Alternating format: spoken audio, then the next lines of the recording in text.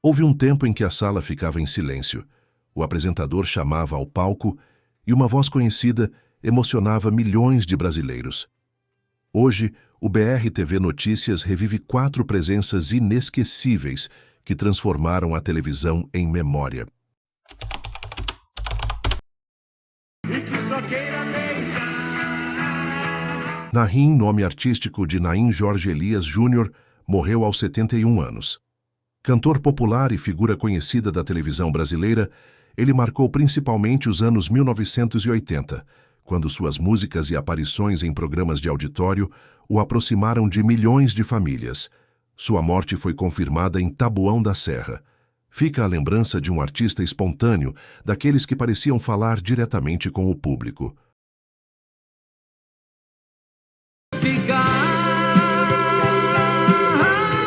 Raul Seixas morreu aos 44 anos, deixando uma ausência que o rock brasileiro nunca conseguiu preencher.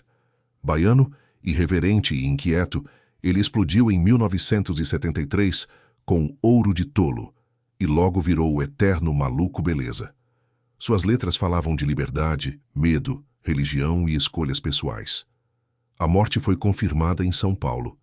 Raul partiu cedo demais, mas sua voz continua provocando gerações que ainda se recusam a aceitar uma vida automática. Seu demônio a saudade corta, os deixei por detrás da porta. Poucos artistas entravam no palco com a alegria de Jair Rodrigues.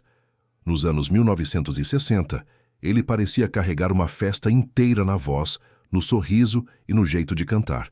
Deixa Isso Pra Lá, lançada em 1964, trouxe uma interpretação falada que muitos anos depois seria lembrada como precursora do rap brasileiro. Ao lado de Elis Regina, em O Fino da Bossa, ajudou a criar uma das imagens mais queridas da televisão daquela época. Sua morte, aos 75 anos, foi confirmada pela família.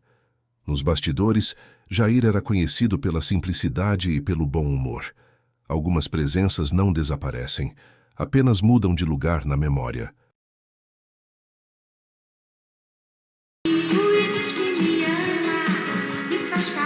Só o nome artístico de Sandra Fátima do Vale Reis morreu aos 69 anos. Cantora, compositora e dançarina, ela ganhou espaço nos anos 1980 com Meu Gatinho, Sonho Colorido e Professor de Amor. Mais tarde, a lambada levou sua imagem à televisão e até ao Japão, onde viveu por quase 2 décadas. Uma carreira incomum, colorida, ousada e muito ligada ao espírito daquela época. Porque eu sou guerreira dentro do... Havia algo de antigo e, ao mesmo tempo, muito vivo na voz de Clara Nunes. Ela cantava como quem conhecia a dor do povo, a força da fé e o peso da história brasileira. Nos anos 1970, músicas como Conto de Areia, O Mar Serenou e Canto das Três Raças fizeram dela uma presença constante no rádio e na televisão. Clara pesquisava ritmos, tradições e religiões com verdadeiro respeito. Sua morte, aos 40 anos, foi confirmada no Rio de Janeiro e deixou o país em choque, tão jovem, tão pronta. Décadas depois, sua voz ainda parece atravessar o tempo sem pedir licença. Eduardo Araújo's story began far from television studios and crowded theaters. He was born on July 23, 1942, in Joaíma, a small town in the Brazilian state of Minas Gerais, where the land, the animals, and the long silences of country life shaped him before music ever did. His father was a farmer. The family expected Eduardo to understand responsibility early, and the boy grew up between rural traditions and the discipline of boarding school in Belo Horizonte. He listened to Luis Gonzaga and Pedro Raimundo, voices that carried the dust and humor of the Brazilian interior. Then rock and roll arrived. Everything changed. The sound of Gene Vincent, electric guitars, leather jackets, and rebellious rhythm seemed to open a door that Eduardo had not known existed. In 1958, still a teenager, he joined a group called the Playboys. 2 years later, he was appearing on television and radio in Belo Horizonte, where he was introduced as the King of Rock from Minas. That title sounded grand. His life was not. For a while, the future seemed almost impossible to contain. In 1960, Eduardo left for Rio de Janeiro, convinced that determination would be enough. He appeared on music programs, entered the circle around producer Carlos Imperial, and recorded an early disc. But the breakthrough did not come. Money was uncertain. Applause disappeared quickly. Disappointed, Eduardo returned to Joaima. For a young man who had already tasted the possibility of fame, going home could feel like defeat. Yet the countryside did not humiliate him. It steadied him. That retreat became part of his character. He could walk away, recover, and begin again. By the middle of the 1960s, Brazilian youth culture was exploding. The Jovem Guarda movement gave teenagers their own language, clothes, television idols, and songs. It was Brazil's answer to the electric excitement sweeping youth culture around the world, and Eduardo recognized the opening.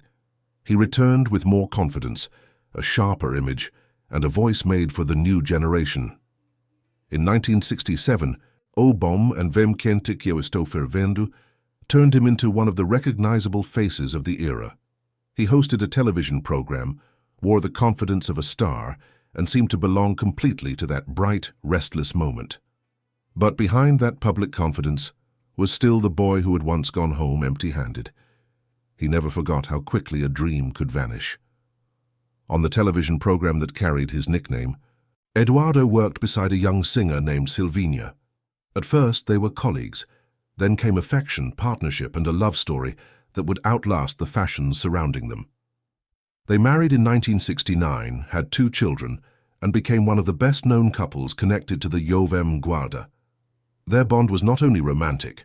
They sang together, recorded together, built projects together, and later created their own record label. Silvinha had a powerful voice and a personality that did not disappear beside her husband's fame. Eduardo understood that. Their marriage was a partnership between 2 artists, which meant shared dreams, stubborn disagreements, financial uncertainty, and the ordinary strain of keeping a family together while the public expected smiles. Eduardo also refused to remain frozen in the image of O Bom. In 1968, he recorded A Onda e Boogaloo, produced by Tim Maia, moving towards soul and Afro-Brazilian rhythms. During the 1970s, he mixed rock with baião, psychedelia, progressive sounds, and regional music. Sometimes the public followed, sometimes it did not. There were years when his career slowed, and he stepped away from recording. The man once surrounded by screaming fans returned to horses, farms, and the rural life he had known as a child. To some people, that looked like retreat. For Eduardo, it became reinvention. He later brought country music and Brazilian roots into his work, presented rural television programs, and kept searching for a sound that truly felt like his own. Then the private struggle became much heavier than any professional disappointment. Silvinha was diagnosed with breast cancer. Her battle lasted 12 years. 12 years of treatment, hope, fear, temporary relief, and the quiet exhaustion that families understand better than audiences do. Eduardo watched the woman who had shared nearly every chapter of his adult life fight an illness neither love nor determination could command. There were public appearances to honor, work to finish, and children to reassure, while the hardest conversations remained behind closed doors. No performance could make that burden disappear. In 2007, the couple released a project celebrating 40 years of the Jovem Guarda. They were supposed to promote it together. Instead, Silvinha's condition worsened. After 21 days in a São Paulo hospital, she died on June 25, 2008. They had been married for 39 years. For Eduardo, the stage lights remained. The person beside him did not. After Silvinha's death, Eduardo Araújo entered a kind of silence that audiences rarely see. The concerts did not suddenly stop. The old songs did not disappear from the radio. His name still carried the energy of the Jovem Guarda, those colorful years when Brazilian television seemed young and anything felt possible. But privately, everything had changed. For 39 years, Silvinha had been more than his wife. She had been there during the rise, the uncertainty, the television appearances, the recordings that worked, and the projects that quietly failed. She knew the man behind O Bom. The impatient side, the stubbornness, the doubts he did not show on stage. Then she was gone. Grief has an unusual way of changing familiar things. A room can remain exactly as it was and still feel unrecognizable. A photograph can become difficult to look at. A song written decades earlier can suddenly sound like a warning. Eduardo had spent much of his life reinventing himself, but this was different. There was no new musical style that could solve it. No television comeback, no applause strong enough to fill the place beside him. He continued because life kept asking him to. There were children, responsibilities, animals waiting to be fed on the farm, friends calling, sometimes not knowing what to say. There were also fans who still remembered him as the young rebel in dark clothes, singing with a confidence that made an entire generation feel younger. Yet the man they remembered was carrying something they could not fully see. In later interviews, Eduardo spoke of Silvina with affection that had not faded. He did not try to erase the past or pretend that moving forward meant leaving her behind. She remained part of his story, in the recordings they made, in their children, and in the private memories no audience could enter. For some people, love after loss feels impossible. For others, it arrives carefully. Years after Silvina's passing, Eduardo allowed his life to open again. In 2012, he married businesswoman Tania Mireles. It was not a replacement for what had been lost. Human lives do not work that way. One love does not cancel another. Instead, it became another chapter, a quieter one. Together, Eduardo and Tania built a life connected to the countryside, to his work, and to the horses that had always given him a sense of peace. Away from the television studios, he returned to something familiar, open land, routine, and the rhythm of days that did not depend on applause. Then came another painful goodbye. In 2015, Eduardo lost his mother, Maria, at the age of 98. She had lived long enough to watch the boy from Joaíma become a national star, disappear from the center of popular culture, and return in different forms. Losing a mother at any age changes something, even when the child is already an old man. By then, Eduardo had also begun watching an entire generation fade around him. Singers, producers, presenters, musicians, and friends from the years of the Jovem Guarda were growing older. Some had already died. Others had stepped away from public life. The old photographs slowly became records of people who were no longer there. That can be its own kind of tragedy. To survive long enough to become one of the few still able to remember how it truly felt. And this is the detail that must be made clear. Eduardo Araujo is alive. He is not facing a publicly confirmed terminal illness. He has not announced a final farewell. The heartbreak in his story comes from what he has endured, not from a false rumor about his present. Born on July 23, 1942, Eduardo turned 84 in 2026. His face now carries the marks of time, but the rebellious curiosity that shaped his career never entirely disappeared. He continued revisiting his music.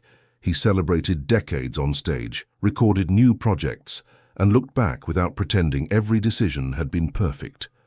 In 2017, he released his memoir Pelos Caminos do Rock, telling the story in his own voice. He wrote about the beginnings, the risks, the friendships, and the strange experience of becoming a symbol before fully understanding what fame demanded. He also kept exploring the meeting point between rock, country music, and the sounds of rural Brazil. That mixture had once confused parts of the public. Later, it became proof that Eduardo had never wanted to remain trapped inside one photograph from the 1960s. Today, he represents more than nostalgia. For women who first watched him when they were teenagers, seeing Eduardo still here can feel like finding a surviving piece of their own youth. His music recalls dances, first loves, small television sets, family living rooms, and years that seemed endless at the time. He is no longer the young man promising that he was fervendo. He is someone who has lived long enough to understand the price of memory. Eduardo carries Silvina with him, but he also carries everything that came afterward: the farm, the new companionship, the losses, the books, the songs, and the quiet determination to remain present. Not untouched, not unchanged, still alive, still remembering, and still finding another road to follow.